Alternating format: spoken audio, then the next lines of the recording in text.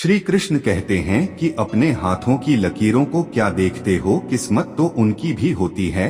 जिनके हाथ नहीं होते पंख ही काफी नहीं है, आसमान के लिए हौसला भी चाहिए ऊंची उड़ान के लिए। नमस्कार दोस्तों, आपका हमारे अकेला दांव मोटिवेशनल यूट्यूब चैनल पर स्वागत है। जिंदगी में पछताना छोड़ो, बल्कि कुछ ऐसा करो कि आपको छोड़ने वाला पछता है। समय और शब्द दोनों का उपयोग लापरवाही से मत करो, यह दोनों ना तो दोबारा आते हैं और ना दोबारा मौका देते हैं। कभी कभी समझ नहीं आता है कि अच्छे इंसान के साथ किस्मत हमेशा बुरा खेल क्यों खेलती है।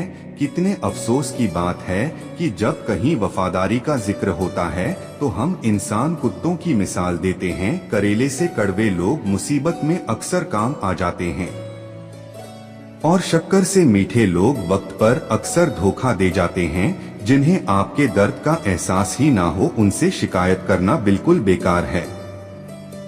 हर इंसान की दो कहानी होती है, एक वह जो सबको सुनाता है और दूसरा वह जो सबसे छुपाता है। मौन सबसे अच्छा जवाब है उस इंसान के लिए जो आपके शब्दों का मोल नहीं समझता। जीवन में अपने आप को मजबूत बनाएं, दूसरों के भरोसे बैठे रहना आपको बर्बाद कर देगा। मेरा गुस्सा और मेरा प्यार सिर्फ उन लोगों के लिए है जिन्हें मैं अपना समझता हूँ। आजकल लोग हक तो जताना जानते हैं लेकिन रिश्ता निभाना नहीं जानते। जो प्रयास करना नहीं जानते उन्हें सारी समस्याएं बड़ी लगती है। मुझे इंतजार है जिंदगी के आखिरी पन्ने का, सुना है कि आखिर में सब कुछ ठीक हो जाता है। श्री कृष्ण कहते हैं आप किसी को भी अपनी जिंदगी का सबसे जरूरी हिस्सा मत बनाइए, क्योंकि जब वह इंसान बदलता है तो आप उनसे नफरत नहीं करते बल्कि अपने आप से नफरत करने लगते हैं। बात बात पर गुस्सा करने वाले लोग वही होते हैं जिन्हें खुद से ज्यादा किसी और की फिक्र रहती है।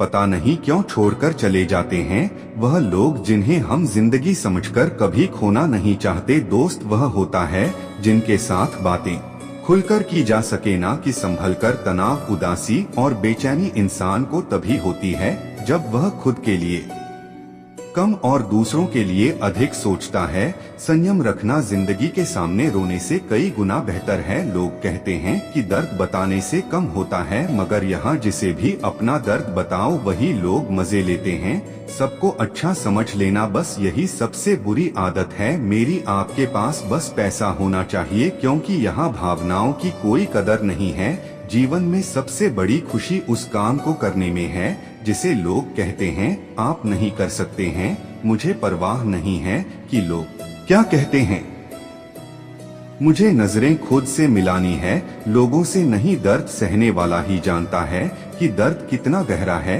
आज के जमाने में ज्यादा अच्छा होना बिल्कुल भी अच्छा नहीं है। गिराने वाले अगर अपने हो तो संभलने में बहुत वक्त लगता है। आज के जमाने में लोग अपनी कदर तब करते हैं जब उनको आपकी जरूरत होती है। खुश रहना सीखो इससे पहले कि उदास रहना आपकी आदत बन जाए। आदमी बड़ा हो या छोटा कोई फर्क नहीं पड़ता, उसकी कहानी बड़ी होनी चाहिए। एक बात हमेशा याद रखना कि दुनिया की कोई भी परेशानी आपकी हिम्मत से बड़ी कभी नहीं हो सकती। चुप रहना अच्छा होता है, लेकिन जब आपके साथ अन्याय होता है तब आपको जरूर बोलना चाहिए। जिंदगी हमेशा एक नया मौका देती है। सरल शब्दों में इसे आज कहते हैं, जिंदगी में लक्ष्य पर पहुंचने से पहले अपने दिमाग को लक्ष्य पर पहुंचाना पड़ता है। गिरना भी जरूरी है, इससे हमारी मेहनत की पहचान होती है।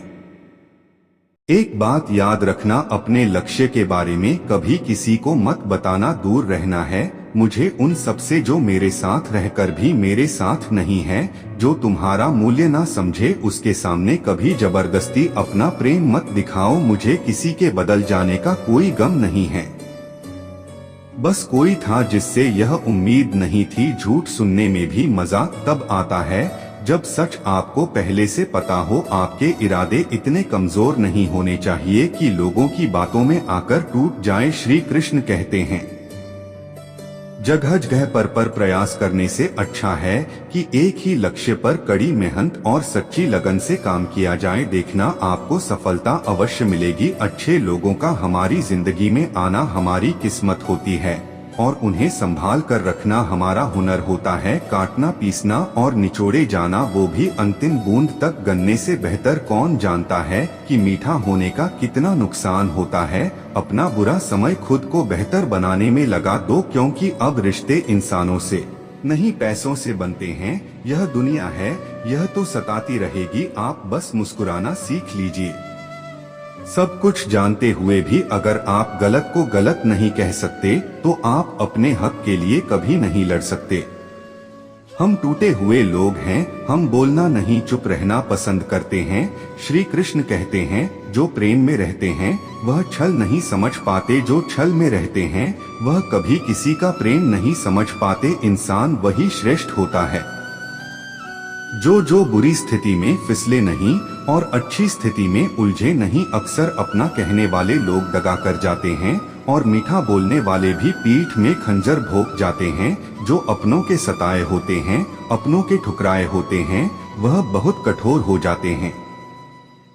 श्री कृष्ण कहते हैं, लौटते तो वह लोग हैं जो रूठ कर चले जाते हैं, टूट कर जाने वाला कभी लौट कर नहीं आता। कुछ लोग हमारा दिल रोज दुखाते हैं, लेकिन फिर भी हम उनसे बातें करके खुश हो जाते हैं। एक समय की बात है, एक बार एक पिताजी ने अपने पुत्र से कहा कि बेटे, तुम बड़े हो गए हो, तुम अपनी जिंदगी में आगे बढ़ने के लिए क्या कर रहे हो। पिताजी के अचानक से पूछे गए सवाल से पुत्र चौंक गया। वह 1 मिनट रुककर बहुत ही हल्के स्वर में बोला, पिताजी, जैसा कि आप जानते हैं कि मैं पढ़ाई में शुरू से ही बेहतर रहा हूं और मैं अपनी तरफ से अपनी पढ़ाई या किसी भी बात को लेकर कभी ढिलाई नहीं भरती है। मैं हमेशा से ही सब कुछ पूरे लगन और मेहनत के साथ करते आया हूं और आपको यह बात अच्छे से पता है, लेकिन फिर भी ना जाने क्यों परिस्थितियां मेरे विपरीत रहती है। मैं आज तक इस बात को नहीं समझ पाया हूं और अब ऐसा लग रहा है कि मानो जैसे कि मैं इन सब से शायद कभी नहीं उभर पाऊंगा। वह हमेशा से पढ़ाई और घर के अन्य कामों में भी बहुत समझदार एवं जिम्मेवार लड़का था, लेकिन फिर भी ऐसा क्या था जो उसे आगे बढ़ने से रोक रहा था। आखिर क्यों वह जीवन की सफलता से कोसों दूर था। उस लड़के के पिताजी ने उसे एक बड़ा सा हथौड़ा लाने को कहा। वो लड़का भागते हुए गया और अपने पिताजी के कह अनुसार एक हथौड़ा ले आया। फिर उसके पिताजी ने उसके सामने 3 वस्तुएं रख दी। जो सबसे पहली वस्तु थी वह एक चमड़े की बॉल थी, और दूसरी वस्तु कपड़े की बॉल थी, और तीसरी सबसे आखिरी वाली साधारण बॉल थी। उसके पिताजी ने पूरी जान लगाकर तीनों बॉल पर वार करने को कहा। उसने ठीक वैसा ही किया जैसे उसने पहली बॉल पर वार किया। वह थोड़ी सी टूट गई। जब उसने कपड़े वाली बॉल पर वार किया तो थोड़ी सी फटकर एक दूसरे से अलग हो गई। फिर उसने तीसरी बॉल पर भी उतना ही तेजी से वार किया। वो ना टूटी ना फटी, बस उछलकर दूर जा गई और उसके बाद भी उछलते ही रही। अब लड़के के पिताजी ने पूछा कि अब समझ में आए कि तुम्हें क्या करना चाहिए। फिर उसने अपने बेटे को समझाया कि बेटे, परिस्थितियां सब पर लगभग एक जैसा ही वार करती है, परंतु कुछ लोग ऐसे होते हैं जो उन परिस्थितियों से उलझकर टूट जाते हैं। कुछ तो उन परिस्थितियों से पूरे बिखर जाते हैं, परंतु कुछ लोग ऐसे होते हैं जो उन परिस्थितियों का फायदा उठाते हुए खुद को इतना ऊंचा कर लेते हैं कि फिर उन्हें रोक पाना मुमकिन ही नहीं होता है। तो तुम भी ठीक वैसा ही करो। अपनी परिस्थितियों को समझो, उन्हें वार करने दो, फिर उनकी वार का फायदा कुछ इस तरह से उठाओ कि तुम उससे उभर पाओ। लेकिन इन सब से निपटने के लिए एक चीज जो सबसे ज्यादा महत्व रखती है वो यह है कि तुम अपने दिमाग को शांत रखो और फिर तुम देखो कि सब कुछ कितना आसान होता जाएगा तुम्हारे लिए। उस लड़के को अपने पिताजी की बातों को सुनकर समझ आ गया था कि उसे क्या करना चाहिए और उसने अपने पिताजी से वादा किया वह अब उसी प्रकार हर परिस्थिति से निपटने की कोशिश करेगा जैसा उन्होंने समझाया था। इस कहानी से हमें क्या सीख मिलती है कि हर किसी के जीवन में समस्याएं आती है और संघर्ष भी सभी को करना पड़ता है। यह हमारे ऊपर निर्भर करता है कि हम किस समस्या को किस तरीके से देखते हैं। जब संघर्ष का समय आता है तो वह समस्या किसी को बहुत ही बड़ी लगती है तो किसी के लिए वह समस्या एक अवसर बन जाती है। यह सब हमारी सोच पर निर्भर करता है कि कि हमें उस स्थिति से कैसे निपटना है। अपनी सोच को सकारात्मक रखें और अपने मन को शांत रखें, फिर देखिए वह समस्या आपके लिए बड़ी नहीं रहेगी। दोस्तों, इस वीडियो में बस इतना ही। मिलते हैं अगले वीडियो में। अपना ख्याल रखिएगा। जय श्री कृष्ण।